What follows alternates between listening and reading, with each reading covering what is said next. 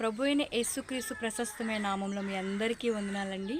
ఈరోజు నేను ఒక ఇంటికి ప్రేయర్కి రావడం అయితే జరిగింది. ఆ ఇంట్లోని ఒక ద్రాక్షవల్లి నాకు కనిపించిందనమాట. దాన్ని వాళ్ళు ఇక్కడ ఇంట్లో నాటుకున్నారు. చాలా చక్కగా ఇది పందిరి వేసిన తర్వాత అల్లుకుంది. నా వెనకాల చూస్తున్నారు కదా, నా పైనంతా కూడా చాలా చక్కగా అల్లుకుంది.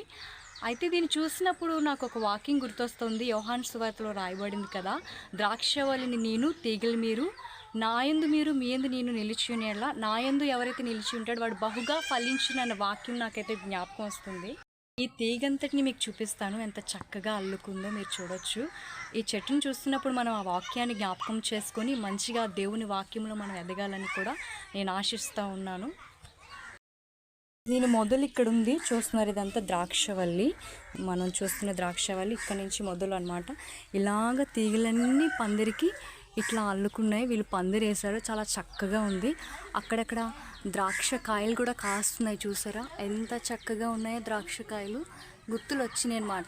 ఇది సంవత్సరంకి ఒకసారి ఖచ్చితంగా కాపిస్తుందంట. ఎంత బాగున్నాయో ద్రాక్ష కాయలన్నీ కూడా.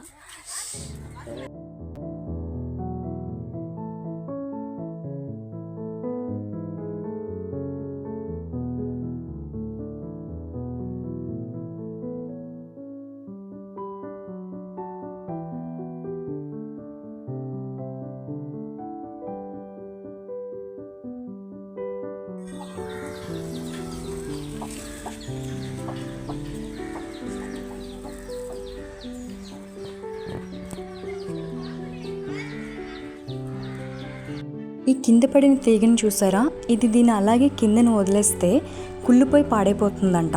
ఇది ద్రాక్షవల్లితో కలిపి దాన్ని అలా పైకి ఎక్కించినప్పుడు ఆ తీగ మంచిగా అల్లుకొని దానిలో నుంచి మంచి ద్రాక్ష ఫలాలు అనేవి మనం చూడగలుగుతాం, మంచి కాపుని మనం చూడగలుగుతాం. అందుకే ప్రభు అంటారు కదా, ద్రాక్షవల్లిని నేను, తీగలు మీరు, నాకు వేరుగా ఉండి మీరు ఏమి చేయలేరు.